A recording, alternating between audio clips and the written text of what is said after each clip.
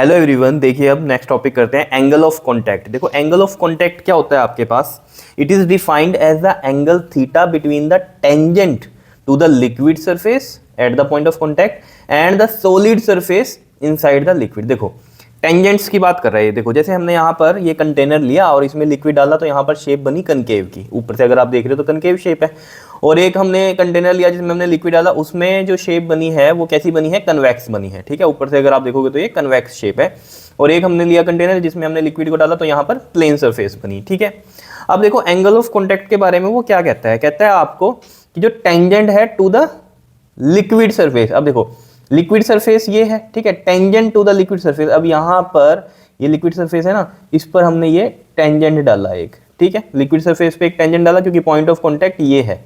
ठीक है ना, लिक्विड और ये जो हम बात कर रहे हैं इसमें कंटेनर में, जैसे मान लो ये ग्लास है कंटेनर। ठीक है, तो ये हो गया हमारा tangent to the liquid surface. और फिर दूसरा टेंजेंट कौन सा कह रहा है, वो solid surface inside the liquid. अब देखो सॉलिड सरफेस ये है, ठीक है, अब इस पर टेंजेंट डालना। टेंजेंट तो पता है ना आपको, जैसे मान लो ये कोई चीज ऐसे सर्कल है तो इस पर टेंजेंट डालना है तो हम क्या कहते हैं, इसके सरफेस से ऐसे लगता हुआ ये टेंजेंट होता है। तो लिक्विड सरफेस पे टेंजेंट हमने इस साइड इस तरीके से डाला। ठीक है, और जो सरफेस है सॉलिड सरफेस ये है, जैसे मान लो ग्लास का है। ठीक है, तो इनसाइड द लिक्विड हमें करना है इसमें, क्योंकि ये देखो इस तरीके से ये टेंजेंट डाल दिया। अब टेंजेंट तो ऐसे ऊपर की तरफ भी डल सकता था इस पे सॉलिड पे तो, लेकिन उसने कहा था इनसाइड द लिक्विड होना चाहिए। ठीक है, और ये जो होता है हमारा जो लिक्विड सरफेस पे हमने टेंजेंट डाला है, ये टेंजेंट होता है अवे फ्रॉम द सॉलिड। कैसा होता है ये, अवे फ्रॉम द सॉलिड होता है। ठीक है, तो ये चीज आपको ध्यान में रखनी है। तो ये देखो ये हमने टेंजेंट डाला और अवे फ्रॉम द सॉलिड किया इसको इस तरीके से, और यहाँ पर हमने डाल दिया इस पर सरफेस पर टेंजेंट। ठीक है, सॉलिड सरफेस पर टेंजेंट। तो इन दोनों के बीच का जो ये एंगल होता है, this is theta, angle of contact. और ये जो थीटा होगा हमेशा कैसा होगा, लेस देन 90 डिग्री होगा। ठीक है, क्लियर है इतनी बात। अब ये तो आपको पता ही है यहाँ कनकेव शेप क्यों बनी होगी, बताओ कनकेव शेप क्यों बनी होगी। चलो इसके बारे में बाद में डिस्कस करते हैं, पहले अभी कन्वेक्स में देख लेते हैं। तो अगर लिक्विड ऐसा है जिसमें हमारी कन्वेक्स शेप बनी है तो उस केस में हम किस तरीके से करेंगे। देखो लिक्विड सरफेस ये है, ठीक है, और लिक्विड सरफेस पर हमने ये टेंजेंट डाल दिया। ठीक है, और एक डालना है हमें सॉलिड सरफेस पे, तो सॉलिड सरफेस ये है और इनसाइड द लिक्विड हमें डालना है, तो ये सॉलिड सरफेस पर टेंजेंट डल गया। तो ये जो एंगल आया है ये theta, that is angle of contact. और ये थीटा हमेशा क्या रहेगा, ग्रेटर देन 90 डिग्री रहेगा। ठीक है, तो ये वाले जो एंगल होंगे हमारे, ये कैसे होंगे, जो ग्रेटर देन 90 होते हैं ये कौन से होते हैं हमारे, ऑब्ट्यूज। ठीक है, और जो लेस देन 90 होते हैं ये कैसे होते हैं हमारे, एक्यूट। क्लियर। और फिर अगर हम यहाँ पर देखें कि ये जो थर्ड है हमारे पास प्लेन सरफेस है, इसमें कितना एंगल बनता है, देखो इसके अंदर हमारा बनता है थीटा 90 डिग्री। देखो किस तरीके से, देखो मान लो उसने कहा लिक्विड सरफेस पे टेंजेंट डालना है, तो इसमें तो लिक्विड सरफेस यही है, तो लिक्विड सरफेस पे टेंजेंट ऐसे डल गया और सॉलिड सरफेस पे टेंजेंट ऐसे डल गया। तो यहाँ पर ये जो एंगल है कितना बन रहा है, 90 डिग्री बन रहा है, तो थीटा 90 डिग्री हो गया। ठीक है, अब हम यहाँ बात करते हैं कि ये कनकेव कन्वेक्स किस तरीके से बने होंगे। ये चीज़ आपको वैसे पता है पहले से ही, फिर भी हम बता देते हैं। ये तो समझ में आ गया ना, एंगल ऑफ कॉन्टैक्ट कैसे बनाया हमने। ठीक है, तो ये ध्यान में रखना है, सॉलिड पे जो टेंजेंट बनेगा वो इनसाइड द लिक्विड बनना है हमेशा, और जो लिक्विड सरफेस पे टेंजेंट बनने हैं वो कैसे बनने हैं, अवे फ्रॉम द सॉलिड। तो ये सॉलिड वाला है ना, तो अवे फ्रॉम द सॉलिड, और लिक्विड सरफेस पे टेंजेंट इसी तरीके से डलेगा। कनकेव में ऐसे और कन्वेक्स में इस तरीके से डलता है। क्लियर है, बताओ कोई दिक्कत। ठीक है, तो ये चीज़ आपके ध्यान में रहेगी। अब बात करते हैं कनकेव की, कि कनकेव में ऐसी शेप क्यों, मतलब कनकेव वाली शेप क्यों बनी यहाँ पर। ठीक है, देखो आपको पता है, अगर ये मान लो हम इम्प्योर वाटर मान लें इसको, ये जो इसमें कनकेव शेप बन रही है ये कैसा है, इम्प्योर वाटर। ठीक है, और साथ में है ग्लास। ठीक है, तो आपको पता ही है कोहेसिव फोर्स होती है और एडहेसिव। कोहेसिव क्या होंगी, जो सेम मॉलिक्यूल्स में होती हैं, और एडहेसिव जो डिफरेंट में होती है। ठीक है, तो कोहेसिव फोर्स हो गई इसके वाटर वाटर में, इम्प्योर वाटर है तो मैं वाटर वाटर बोल रहा हूँ यहाँ पर। ठीक है, वाटर वाटर की कोहेसिव हो गई।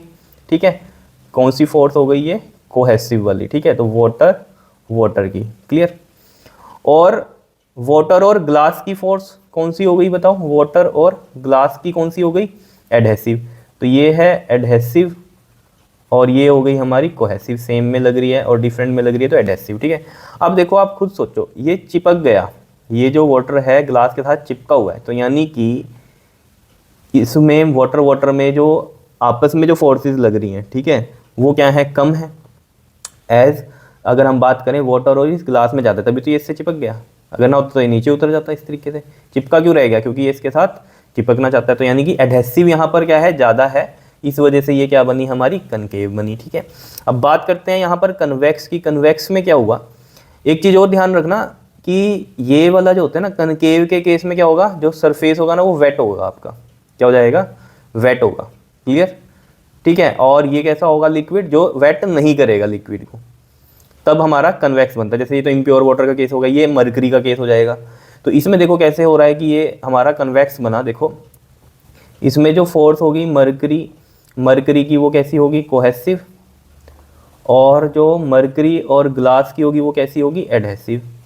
तो यहाँ पर आप देख लो ये चिपक नहीं रहा है इस ग्लास कंटेनर से। ठीक है, तभी ये कैसा हो रहा है, ये अपने में सिमटा हुआ है, मतलब आपस में इनमें क्या है, फोर्स ज़्यादा है।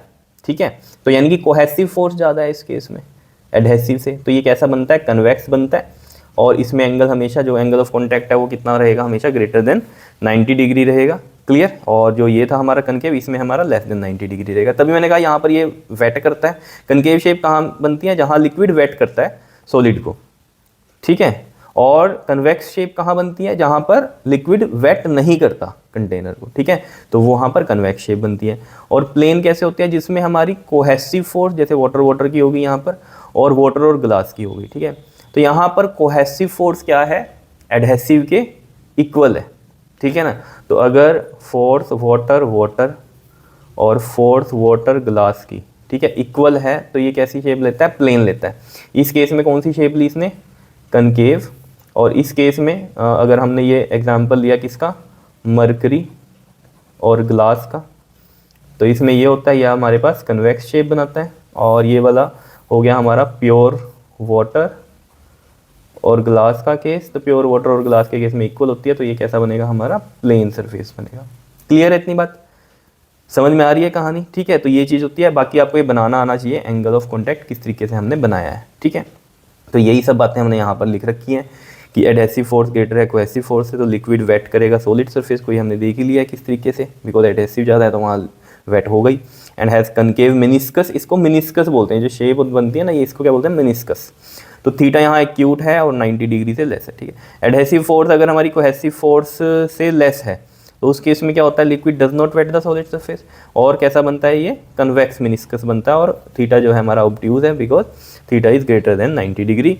सी पार्ट में प्लेन के लिए क्या है, हमारा एडहेसिव फोर्स इक्वल है कोहेसिव के, तो लिक्विड सरफेस जो है वो कैसा बनेगा, प्लेन, और थीटा यहाँ कितना बनेगा, 90 डिग्री का बनेगा। तो ये केस था इम्प्योर वाटर ग्लास का, ये मरकरी और ग्लास का, और ये प्योर वाटर और ग्लास का केस था। ठीक है, तो यहाँ पर एंगल भी बताए हुए हैं कि जो एंगल ऑफ कॉन्टैक्ट है हमारा इम्प्योर वाटर और ग्लास के बीच में, ये कितना बनता है, 8 डिग्री का बनता है अप्रोक्सीमेट।